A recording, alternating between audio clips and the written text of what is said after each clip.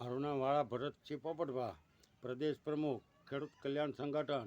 કાલે જે સરકારે ડુંગળીની નિકાસબંધી હટાવી લીધી, પણ એનાથી આજે ખેડૂતોને કોઈ ડુંગળીના ભાવમાં ફાયદો થયો કે એમાં 5-50 રૂપિયા ખેડૂતોને એક મણે વધારે મળે છે એવું અમને ક્યાંય જાણવા મળ્યું નથી. આજે મહુવા, તળાજા, ભાવનગર અને ગોંડલ વગેરે માર્કેટિંગ યાર્ડોમાં જે ડુંગળી 2 દિવસ પહેલાં જ વેચાતી હતી એ જ ભાવમાં આજે પણ વેચાય છે કે કોઈક અમુક જે હારા વકલ છે એમાં 5-25 રૂપિયાનો વધારો છે. એટલે અહીંયા મહુવા, તળાજા અને ભાવનગર અને ગોંડલ માર્કેટિંગ યાર્ડના જે લૂંટબાજ અમુક વેપારી છે એ આ મોટા વેપારી આ ડુંગળીનો ભાવને દબાવી રાખે છે. અત્યારે આજની તારીખમાં કાલે નિકાસબંધી હટી ગઈ એટલે ડુંગળીના ઓછામાં ઓછા એક મણના 500 રૂપિયા થઈ જવા જોઈએ અને પછી 2-3 દિવસમાં 700-800થી લઈને 1000 રૂપિયાની એક મણ ડુંગળી જો વેચાતી હોય તો ડુંગળીની નિકાસબંધી હટાવી એ બરાબર ગણાય. હવે 95% જેટલા ખેડૂતોએ તો ડુંગળી પોતાની વેચી જ નાખી છે આ 2-2.5 મહિનામાં. હવે 5% ખેડૂતો બાકી રહ્યા છે એની ડુંગળી જો પછી એના જ ભાવમાં જવાની હોય તો આ પછી ચૂલામાંથી લ્યો કે આગમનમાંથી બે હરખું જ છે.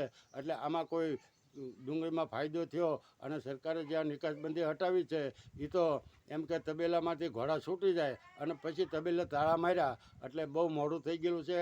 આ નિકાસબંધી છે એ મોટા ડુંગળીના જે માફિયા છે નાસિકના, લુસણગાંવ ને સરકારના પ્રધાનોના જે મોટા લાગતા વળગતા છે એને ફાયદો કરાવવા માટેની આ નિકાસબંધી છે. અત્યારે મને જાણવા મળ્યું છે અને મારી પાસે એનો પુરાવા છે કે અત્યારે ડુંગળી જે છે એ 1 લાખ મેટ્રિક ટનથી વધારે તો આ 2-5 દિવસમાં આ ડુંગળીના માફિયાઓએ સંગ્રહ કરી રાખેલો છે. એટલે એની ડુંગળી અત્યારે મોટા પ્રમાણમાં વિદેશમાં જાય છે. એટલે આ 3 લાખ મેટ્રિક ટનની જે જાહેરાત કરી છે એ જ તદ્દન ખોટી છે. કારણ કે 3 લાખ મેટ્રિક ટન છે એ તો અઠવાડિયા 10 દિવસમાં પૂરી થઈ જવાની છે.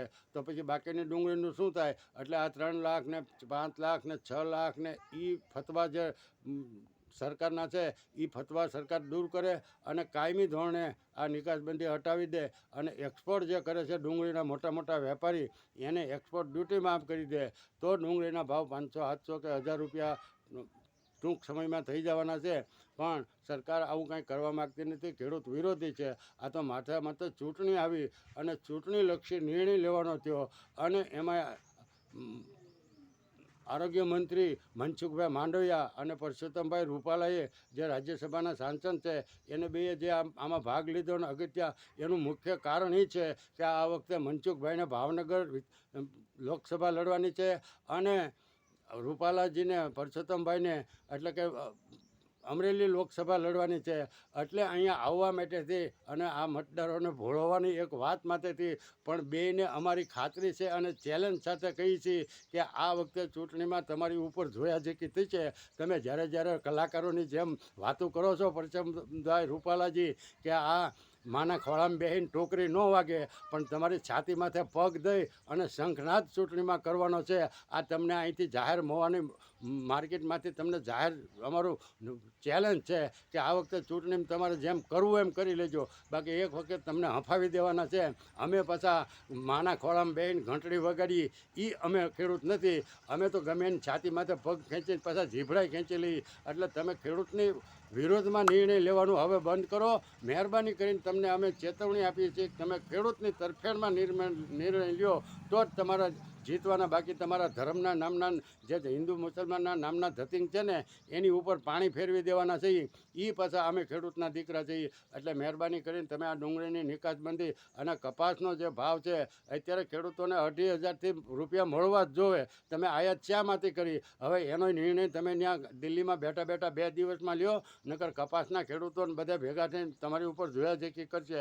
એટલે આ નિર્ણય ડુંગળીનો છે એ ચોખ્ખો ફૂલ મોટા ડુંગળીના ભૂમાફિયાઓને ફાયદા કરી દેવાનો અને માથે ચૂંટણી છે એટલે પોતાના રાજકીય રોટલા શેકવાનો આ ભાજપનો છે. બાકી અત્યારે અમે 95% મહુવા, તળાજા અને ભાવનગર જિલ્લા અને ગુજરાતભરના અને દેશભરના ખેડૂતોએ 95% ડુંગળી વેચી નાખી. 5% ખેડૂતો પાસે છે એને ફાયદો થાય છે. એમાંય અમે ખુશી છીએ. પણ જે ખેડૂતોએ વેચી નાખી છે અને 8 તારીખ પછી જે તમે 2.5 મહિના થવા આવ્યા એ ખેડૂતોની મફતના ભાવમાં ડુંગળી પડાવી લેવામાં આવી છે એને 1 કિલે 15 રૂપિયાની સહાય કરો. તો જ અમે એમ માનીએ કે નાના સરકારે આપી. બાકી તમે 2 રૂપિયા 3 રૂપિયા 5 રૂપિયાના બટકા ફગાવશો તો એ હવે અમે સ્વીકારવા તૈયાર નથી. એની તમારે નોંધ લેવી પડશે.